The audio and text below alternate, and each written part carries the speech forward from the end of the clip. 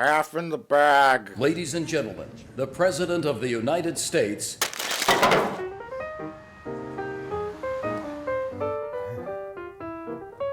5.4%. Why am I wasting my time? That can is yellow. It looks like the entirety of Thunderbolts.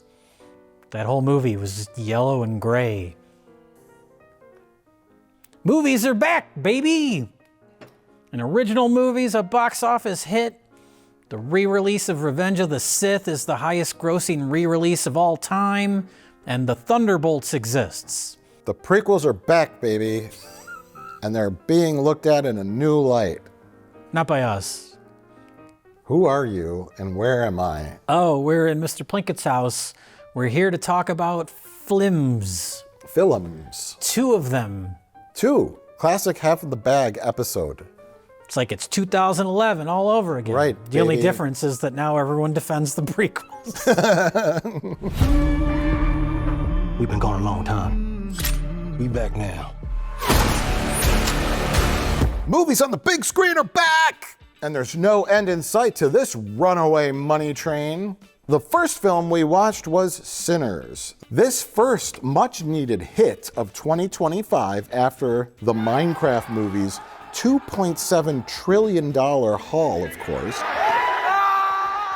Sinners comes in with a respectable $175 million worldwide gross today, but That's the take. not bad for an original property that doesn't have superheroes, Jack Black, or The Rock in it. In this film, themes of good and evil, family, religion, sin, vices, greed, cultural assimilation, and of course, music are explored with a cast of memorable characters and moments that'll stick with you like a stake through your heart.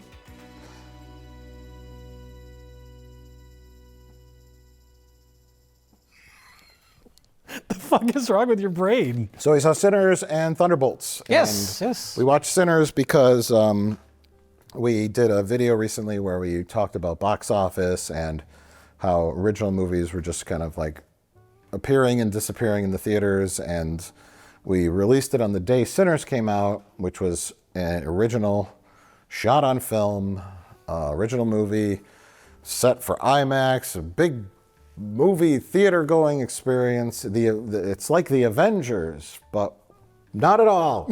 But it takes place in a barn.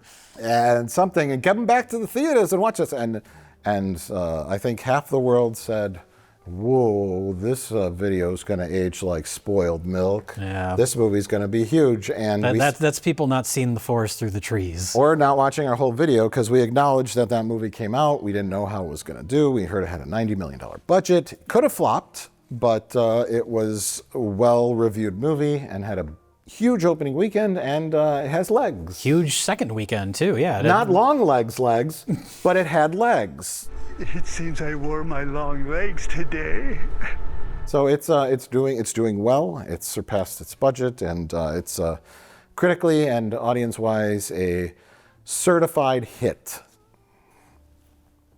Mike, I thought this movie was fucking terrible. I thought it sucked as well.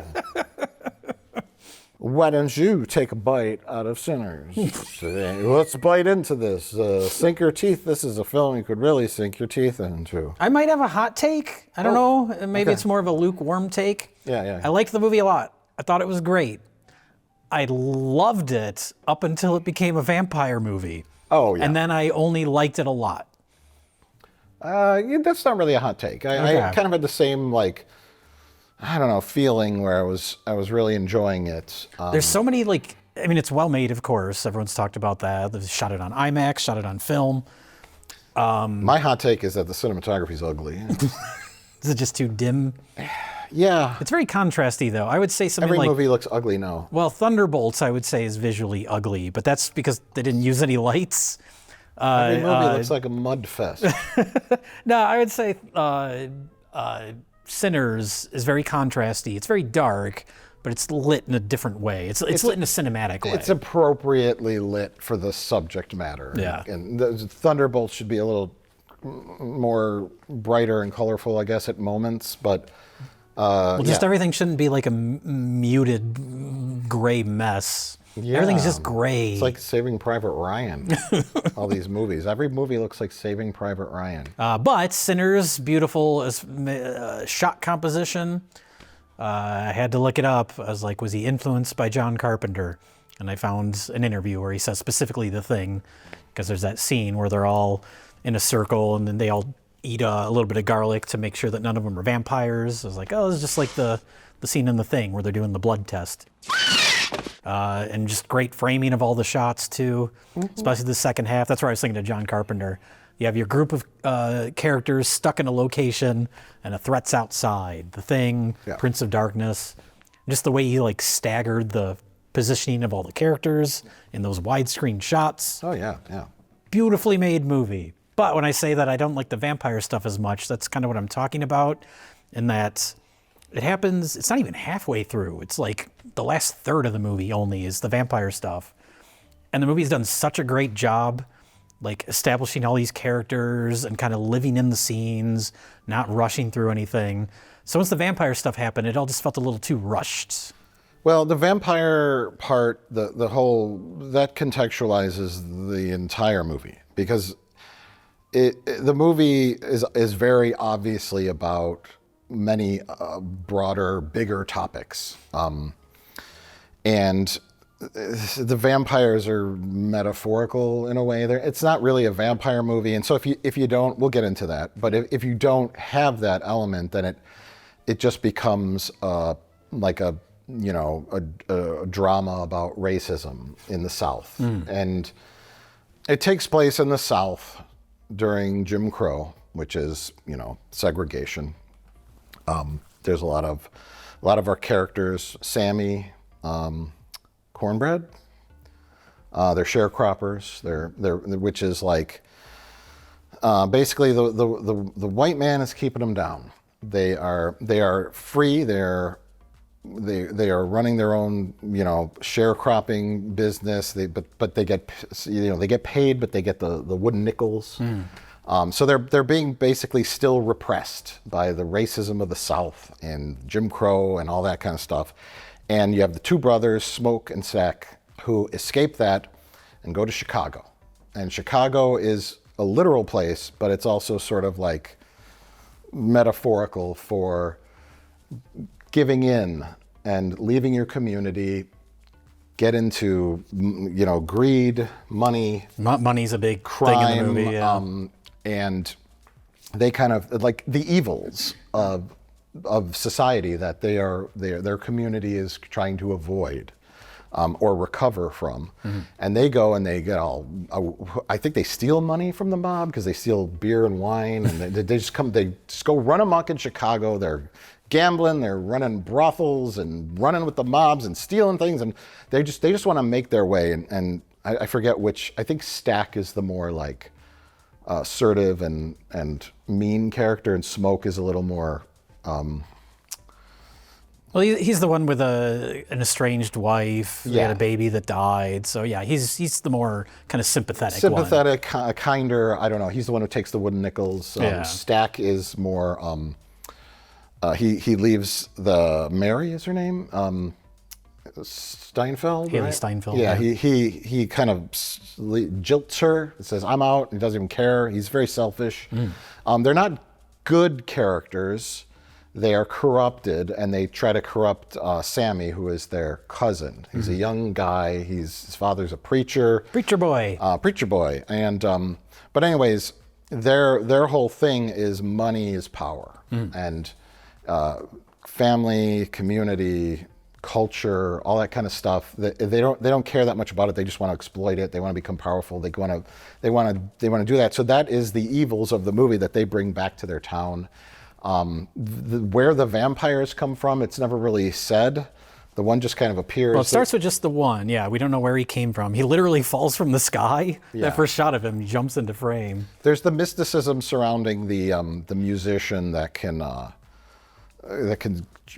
pierce the veil of time with music. It was basically just kind of gobbledygook for music is important culturally, and that's like the lifeblood. Yeah.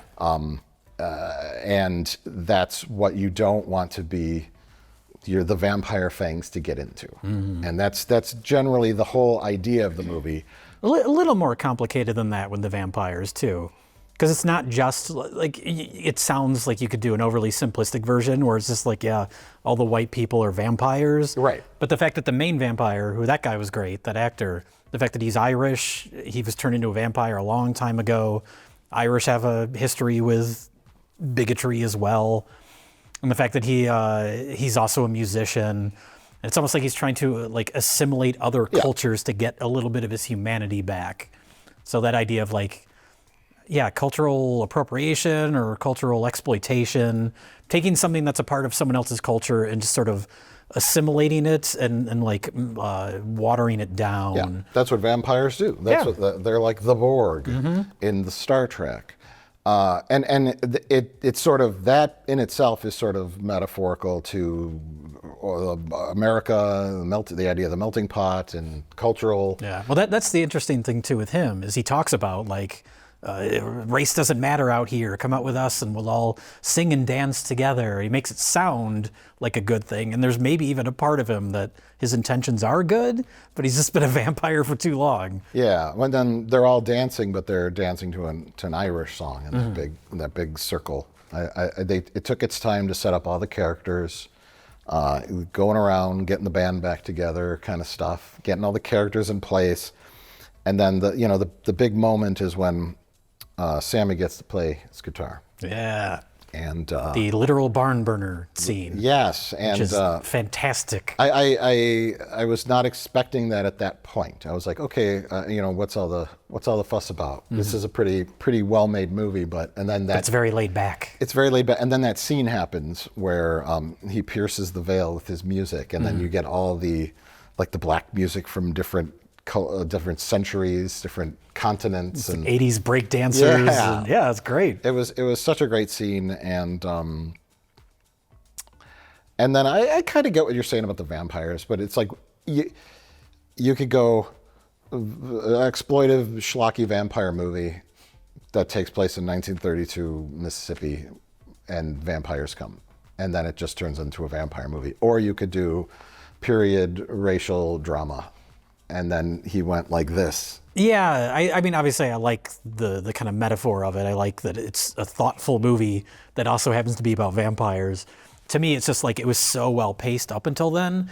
There's some just like character driven moments that feel a little rushed through during the vampire attack stuff. I would like just a little more room to breathe. I would have appreciated. Yeah, I think when the Chinese grocer lady says, "Come on in, you get us, you fuckers," and they're like, "Oh, okay, yeah, it's happening." And then, but even like that, I mentioned the scene that's similar to The Thing, where they're doing the blood tests, where they're eating the garlic. It just felt like a sped up version of that type of scene, or the death of a very important character at one point. I would have liked them to linger on the emotions of that just a little bit more. Yeah. I mean, maybe that was the intention, is that everything's happening so fast that it's just chaotic. Yeah. But I loved the pacing of everything up until then so much. And I love that framework. I love movies that are set in that framework of like, it takes place over the course of one day or over the course of one night. So yeah, just seeing them come back to town, get everything together to open up their juke joint. Like, I loved all that stuff.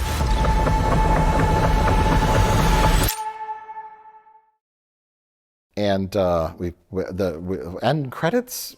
The credits scene, as we flash forward to 1992. Sammy is now 90-something years old, played by Chicago blues legend Buddy Guy, who's not a great actor. That's okay. Whenever these old blues artists show up in movies, the Blues Brothers, yeah, B.B. King, it's fine. Aretha Franklin, she wasn't a great actor, but Ray Charles, but she could sing. The Blues Brothers? Shit. They still owe you money, fool. Aretha Franklin's a great actress. They're all great in the Blues Brothers. Except for the white guys in his band. Oh, all the band members in the Blues Brothers are awful. Man? Why not? If the shit fits, where? I wanted to mention that. I can't remember all their names, but you mentioned Buddy Guy. Yeah. And classic, legendary blues musician. And all the music in the movie is great, both the score and the songs. Suppose we should talk about the music. Well, I was surprised because, all those scores, like, it has this very old-timey blues sound. It sounds very authentic. So I kind of had a thought. John Carpenter's Vampires, he actually had the members of the Blues Brothers band do the score for that movie, like Donald Duck Dunn, a few of those guys. So I assumed, watching this movie, that he probably got some, like, legendary blues musicians or just really talented younger blues musicians to do the score. And then I looked it up, and it's Ludwig Jorgensen, or whatever the fuck his name is, the same guy who did the music for Oppenheimer. Oh. He's done all of Ryan Coogler's movies, but he's just like this Swedish guy with long hair. I was like, oh, that's a little surprising. But that would be my one other minor complaint. So we talked about in Oppenheimer, how sometimes the score felt a little overbearing. And there was a few kind of more little simple dialogue scenes in this where I thought the music was a little too much. So I guess that's just his style. But Okay. I didn't really notice that as much in this. only a couple parts. It wasn't as much. Notice all those filthy sex scenes, though. Why do we have to have sex scenes in films? This is the horniest movie of the last decade. Why such a focus on cunnilingus? Why did Florence Pugh had to show her boobs in Thunderbolts? The only sexual content I could have done without in Sinners is when fucking Haley Steinfeld spits in his mouth. It's the most disgusting thing I've ever seen. Those kinky fucks. Yeah, some boning, some guitar playing. It's full of life, the movie. Yeah. There's a lot going on, and I kind of thought about it a lot after I saw it. You know, Oh, yeah. like little things popped in there in my head, and I'm like, oh yeah. Yeah, so many great little moments, shots, character beats. Yeah, and I like when a movie is also, it's a good, well-made movie, and it's big and awesome, action-packed, but it's also about something bigger and deeper, but without being too obvious or on the nose. Like Thunderbolts, I think that was about maybe confronting your dark side. Oh, maybe. Yeah. I'm not sure, and like overcoming your the darkness that's within you. I think the movie might have been about that. This, I think, might have been about the cultural sin that is America, the cultural black eye of Jim Crow in the South, and how the white man takes the blues. What Delta Slim said, the white man loves the blues, but they hate who's playing it. Oh, sure. It's like, yeah. Us white folks are vampires, aren't we? I certainly am. You're a booze vampire. I'm a vampire. It's the least threatening kind of vampire. A vampire for chicken wings. But yeah, so a smart movie, very entertaining, great performances all around. Great sound, too. We saw it in the big theater with the Atmos sound. That's another thing, too. That music was rumbling the theater. We didn't see it in IMAX, so we didn't see the aspect ratio change for the parts Yeah. that were shot in 65mm film, as Ryan Coogler explains here. The other format that we shot on was the IMAX film 15-part format. And once you expose the image on that, you get a ratio of 1/4. Oh, now our video's copyright claim. Oh. As Ryan Coogler So here we have explained in this video This is that we're the same going to shot. show you sporadic one aspect ratio 4-second clips of, is IMAX. he, While talking over. while talking over and playing loud death metal music. We shot on the big boy format. Ryan Coogler here explains the difference of film formats and what IMAX is, how big the film frame is in IMAX film, and how the aspect ratio is slightly different than cinematic scope format. Want you guys to have all these different options, and I hope this was helpful. Thank you. Well, before we're done with Sinners, I got to mention, I look forward to Ryan Coogler's Blank Check movie, because you know that's coming now. Warner Brothers is going to write him a big old check to let him do whatever he wants, and it's going to be big and unwieldy and probably too much, and I can't wait. He's going to get a phone call from Damien Chazelle. Listen, go big but not too big. Whatever you do, don't start your movie with elephant diarrhea. That's a great movie. I've heard good things about it, but it was a tremendous flop. It was a giant flop, but that was his blank check movie. So we'll see what Ryan Coogler does with his, because they know it's coming. Freddy Got Fingered too. Directed by Ryan Coogler. I've always wanted to revive Tom Green's career. Yeah. Like, what is that character up to? Get Drew Barrymore back? What? Sadly, you can't get Rip Torn back. But Yeah. Would you two stop making so fucking much noise? We're sleeping. although they're doing a lot of good digital work now. Little Grand Moff Tarkin, Rip Torn as the drunken father. What are you doing? What are you doing? Want to see us? Hey! You little asshole! What the fuck are we talking about?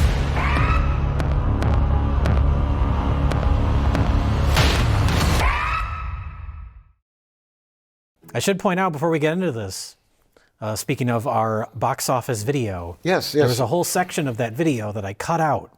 I did research for it where I watched, for research purposes, I watched the entirety of Captain America, Brave New World, and I talked about it in that video.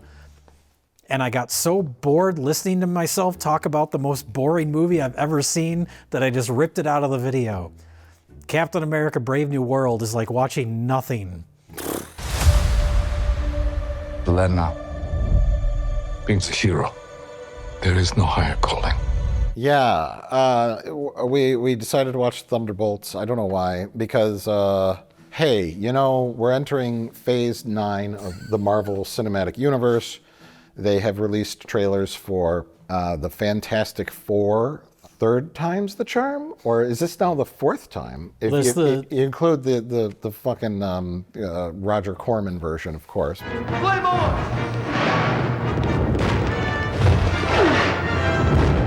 Roger Corman, two Jessica Albas, the Josh Trank, and then now this one. Yeah. So this is the fourth on-screen cast, which I think is largely miscast in my opinion. Yeah, I like Pedro Pascal, but I don't see him in that part. That guy's Reed Richards is like a lanky, skinny guy. Pedro Pascal is not, and then you got the Joseph, whatever his name is, guy from Stranger Things. Quinn. Yeah, Quinn, and that's gonna annoy me that he has blue contacts in the whole fucking movie. Did you ever see that movie with Johnny Depp? He has blue contacts in the whole fucking movie. And I'm just looking at the contacts the whole damn time. I thought it was a family secret. That at least is like, well, you're basing it on a real person. Like with Fantastic Four, why even bother with contacts? Who gives a shit? I guess some nerd will complain. Some nerd will complain. One nerd on Twitter will complain. Nerds have a lot of power with their complaints. That's true. Studios buckle. you get 412 like tweets, then the studios buckle immediately. Panic. Reshoot the whole movie. 400 people on Twitter are mad about his eye color. We're gonna reshoot Captain America: Brave New World 8 times. The Hulk's not red enough. The comic book is lighter, redder, darker. Anyways, so then this new phase, we got now the big baddie is Dr. Doom, played by that man who played Iron Man, Robert Downey Jr. Speaking of buckling. Yeah, exactly. Immediately. Oh, our last couple movies haven't done well. Get him back. Get him back. Yeah. I think this, before Dr. Doom, I think we're gonna have Galactus, the big guy, the giant footsteps. That's what they're hinting at in that Fantastic Four, yeah. Fantastic Four was in the 60s or something, and they've traveled through time and come back to present day, because that's this bonus scene at the end of Thunderbolts. And so and then the other big news is like X-Men are being incorporated now. The Fox X-Men. I think they're 90-year-old Jean-Luc Picard's going to be in there. Yeah. I think they're trying to once again slowly build to an Endgame-esque movie experience. Well, speaking of Doomsday, that movie. This weekend, the release of Thunderbolts. This was going to be the release date for the next Avengers movie, when it was going to be the Kang Dynasty. Oh, right. Everything got so fucked up, not just because of Jonathan Majors. I think just in general, they weren't as prepared as they thought they were going to be. Well, okay. Little recap here, because I just don't remember anything. Did Black Widow die? Yes. When? Remember they were on that mountaintop to get the thing? And so she jumped off and died. But then they made the Black Widow that was movie. Gamora who got thrown off the cliff. It happened in both movies, Endgame and... So it happened in both movies? That same scene happened in both movies, Infinity War and Endgame. What did Scarlett Johansson sacrifice herself for? To get the thing, to get the stone. Oh, I kind of remember that. Yeah. But then they made the Black Widow movie after she died. Oh, but it was a flashback.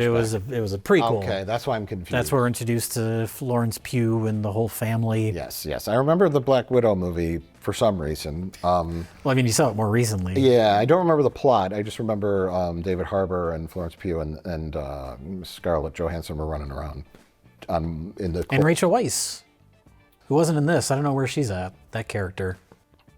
What character? What are you talking about? Bucky, you have the wrong people. We have all done bad things. But those are the only characters I knew in this film. Everyone else was set up on like a TV show or some movie I didn't see. Okay. The nice thing about this movie is that it doesn't really matter. This is mostly a self-contained movie.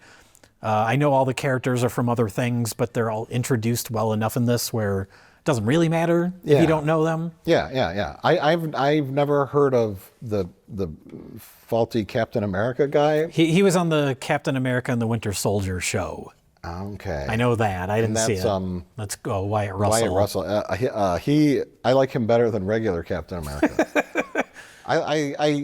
Let's just say, let's cut to the chase here. An enjoyable film. A solid movie. Highly predictable. Obvious with its theming. I mean, that's fine for a movie like this. And a couple of good action moments, some light chuckles. Not as clever with the writing as like a James Gunn Guardians movie or something else, but not as dreary and depressing as a Zack Snyder movie. Kind of in the middle. Refreshingly small scale for the most part, which was nice.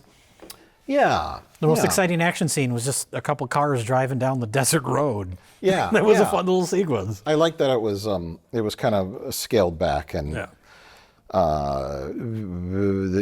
the trailer kind of leads into the threat of the void as being this like massive big threat, but it's really a small story about your inner struggle and confronting your own void. To me, that was like, I kind of like knew the layout of the film like instantly. It's like, see, I didn't see the trailer. Okay. And so when this movie got going, I was actually very excited because I thought the whole thing was going to be in that base. All of our characters end up on that base because Elaine Bennis wants to fry them. They all know about her plans, so she wants to eliminate them. And I thought the whole movie was going to be like a high-tech panic room movie or a high-tech escape room movie. And the whole thing was them like trying to get out of this bunker. And I was like, oh, that's different for a movie like this. I would really enjoy that. There's the sequence with the super tall tower that they have to climb. They have to figure out how to get up it. There's no ladder. There's no way to get up there. So they have to like butt up against each other's back and spider walk. I was like, oh, they're going to do clever things to get around this facility. I thought that was going to be the whole movie, so I was disappointed when it was only the first act. Yeah, I would have enjoyed that as well. But like I said, I've seen the trailer. I didn't know much about this character, the bad guy. The Void? The Void, yeah. I knew it was like a black presence that kind of came out of this one character and was like indestructible. But then I learned a little more about it, and I'm like, okay, they're going to team up. There'll be some fight scenes. They have to confront the Void, but it's not going to be a physical confrontation. They're going to have to go inside his mind and talk to him and say, you are somebody. I mean, I was okay with that. It kind of turned into a Nightmare on Elm Street movie for a couple scenes there, going through people's psyche and their like worst memory. You're good enough. You're smart enough. And gosh darn it, people like you. And so, not that that was bad. It was what it was. That was the movie. Yeah. It's a ragtag group of questionable heroes. Morally gray, as Morally they say. gray. They're like assassins and has-beens and flops. And, I like those kinds of movies. The Guardians, Suicide Squad, kind of like, as opposed to like, the generic superhero. But, the character has a little grit to them or backstory or inner struggles that makes it more interesting naturally than, Steve Rogers. Yeah. It's okay. But Rich had mentioned that the Thunderbolts comic book was much more out there. That it was literally a collection of like horrible supervillains that were like disguising themselves as superheroes. Oh, okay. And it was like, but they had learned to enjoy being superheroes, something like that, Okay. where it wasn't as in the middle. It was a little more like out there. Yeah. And I looked it up on Thunderbolts, like comic books, and it's one of those things where it's just like interchanging members constantly. Oh, It's just- sure. comic books are all over the fucking place, their history and stuff. But they took that core concept and boiled it down to 5 or 6 characters that are just sort of like, I said, what characters have we introduced in other movies that we could put into this? yeah, basically, that are just floundering, failing. The Captain America guy, John Walker, aka the failed Captain America experiment. He was like unhappy with his home life. He hated his wife and his kid. He's like a shitty dad. He was a shitty dad, and I guess he was a better soldier. So he has like skills. He wasn't a complete fuck up, but he was just like an asshole. Yeah. The Bob guy calls him an asshole. And then Florence Pugh, of course, she had a very, very disturbing past when her and her boyfriend went to Sweden. And she set her boyfriend on fire inside of a bear costume. Yeah.